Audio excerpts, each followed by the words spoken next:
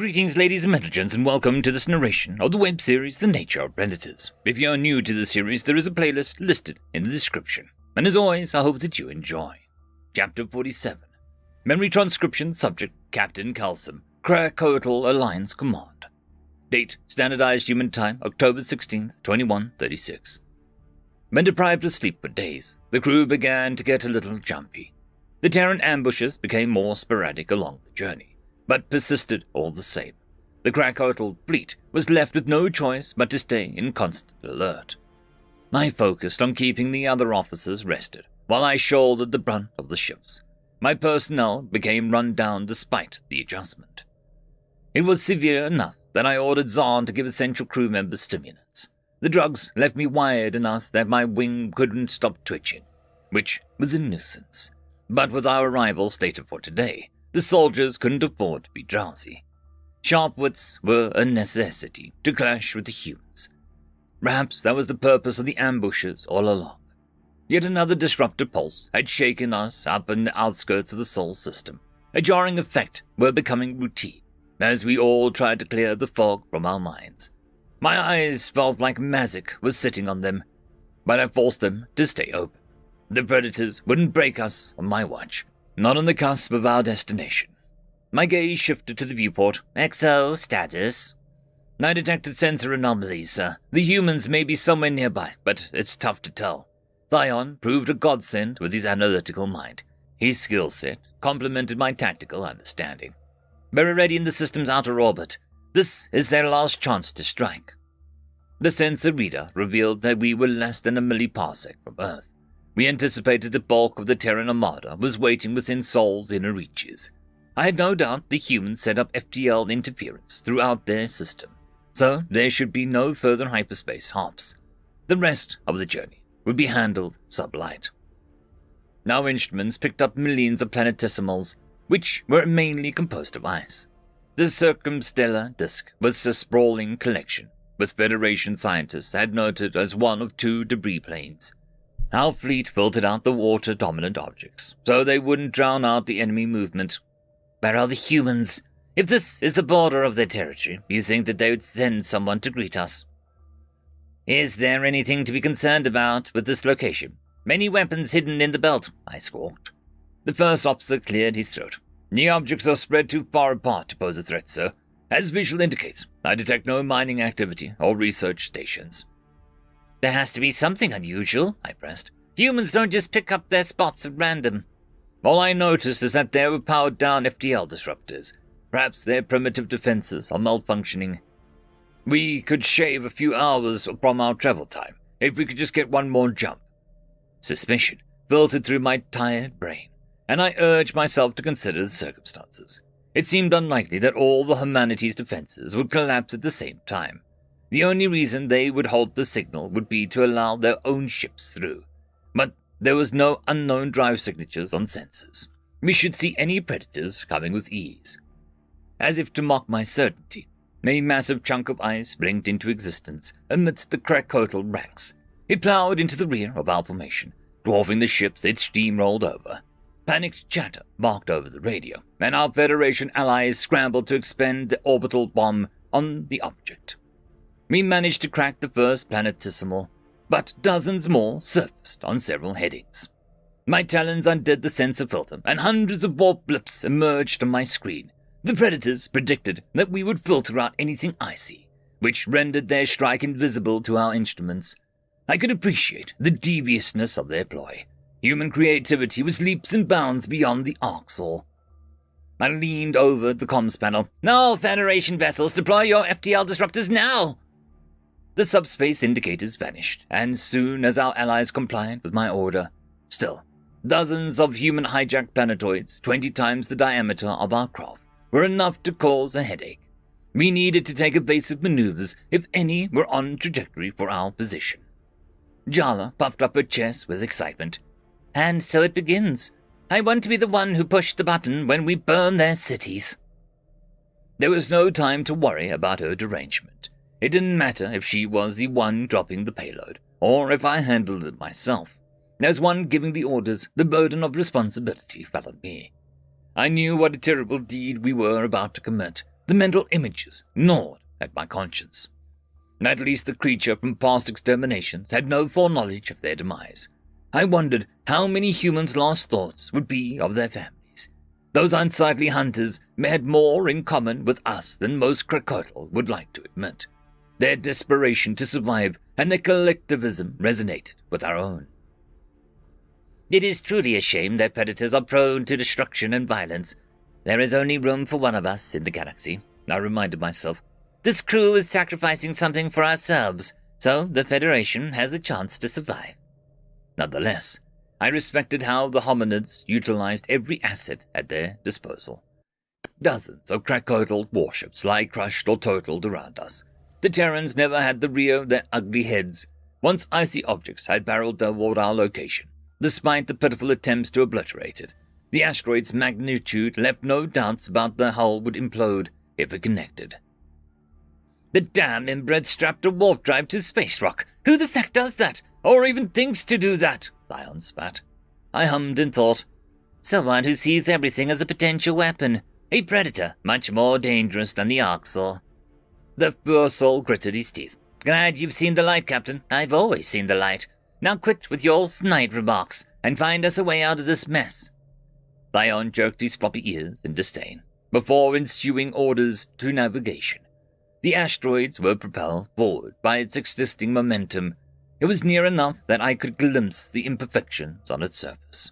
Distant sunlight glinted off the watery composite and washed it in a serene ultraviolet hue. That color would look a lot less beautiful smashed up against our plating. Our vessels executed a sharp turn and rerouted power to acceleration. The state-of-the-art warship didn't seem to cover the space fast enough.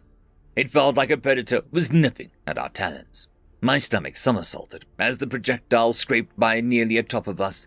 We cleared the collision course with mere seconds to spare. The humans might have hoped to incite panic so that they could cow us through our instincts. We had to remember that the stakes were our entire civilization, our right to roam the galaxy in freedom and dignity. Cooling my nerves, I contemplated which weaponry would take the icy mass out. Careful placement of explosives should still conserve firepower for the main event.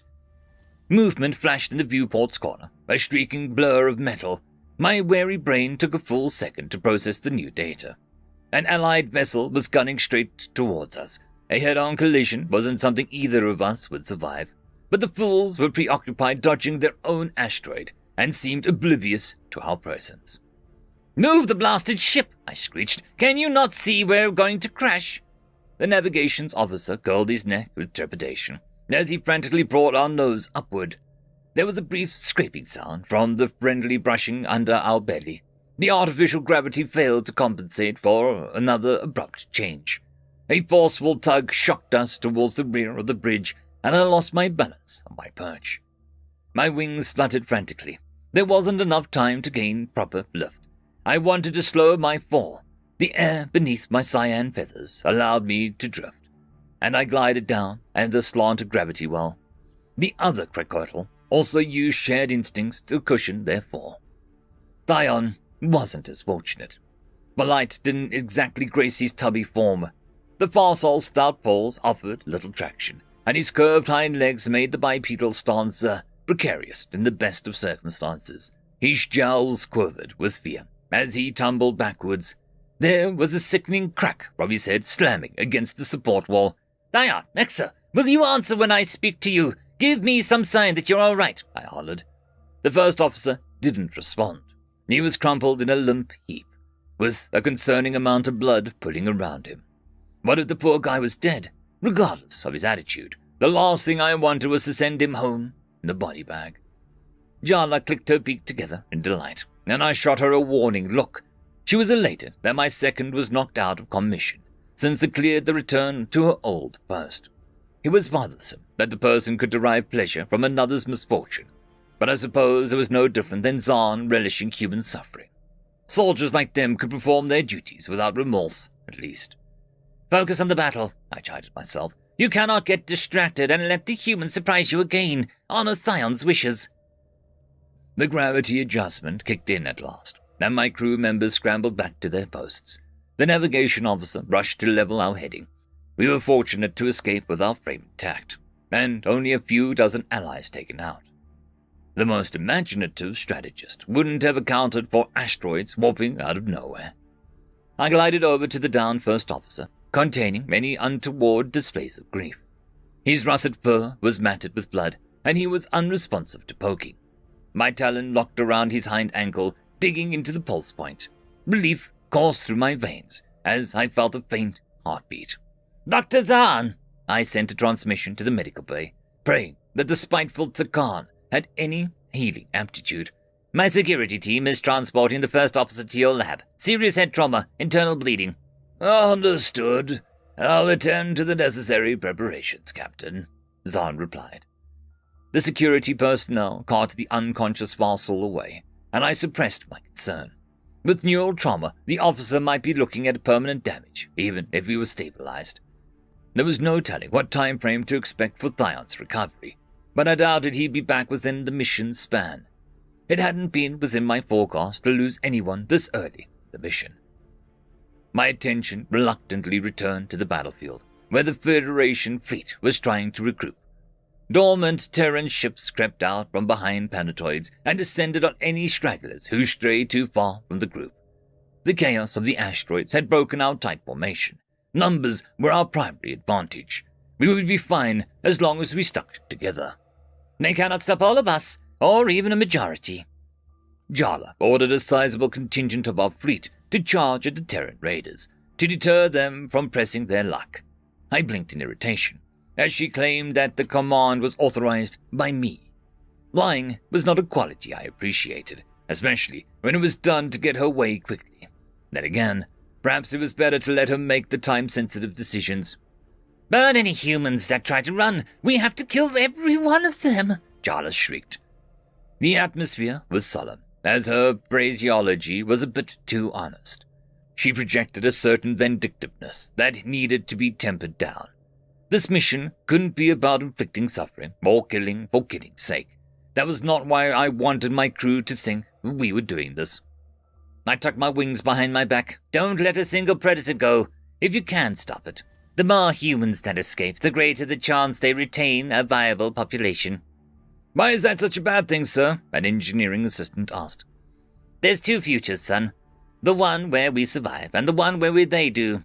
When cancer metastasizes, it infects and consumes all healthy tissue nearby," I answered. "Is that what you want for the galaxy? Consider this an early detection, before it spreads to our heart." A group of Terran fighters were blazing away after punching at our weakest links.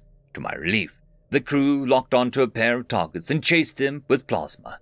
Krakotl warships converged on the cluster like locusts. They sent those fearless hunters running off like Benlo. The humans were surprisingly slippery, finding an escape route with minimal casualties. Their ships evaded with vaulting maneuvers, and a plethora of defensive countermeasures were built into their hardware. For all my knowledge of predators, I hadn't expected these ones to be so adept at fleeing. This was a positive sign, if they had so little courage. My eyes landed on a faint blue dot on the horizon, which the predatory opportunists were retreating towards. Humanity was poised to make their last stand. The poor Seps would perish without any reason to be missed. We were close enough to Earth to detect thousands of ships' contacts, banned out as a protective ward. A smarter species would have let those vessels flee, if they knew of our arrival. Their territorial nature does have some downsides. They'd rather fight and die, just like we predicted. The first wave of Terran defense were beaten, and I suspected that was the toughest stage of the transit. The asteroid trick would only work once. We had a clear shot to the Predator's home. Now, that small fleet was all that stood between us and orbital supremacy. We were so close to eliminating that menace that was humanity. End of story. I would quickly like to thank our Tier 5 patrons and channel members: Casper Arnholtz, Cam Maxwell, it's difficult to pronounce, Lord Archicol, Dragzoon W.R.E, and Arcadian. Thank you very much.